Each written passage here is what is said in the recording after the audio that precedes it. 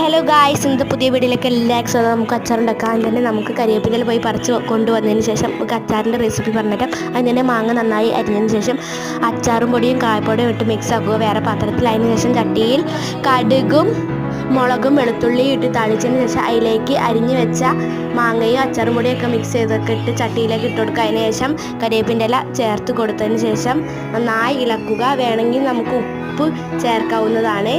നല്ല ടേസ്റ്റ് ആട്ടോ. ഇപ്പം തന്നെ തിന്നാൻ തന്നെ വളരെ ടേസ്റ്റ്.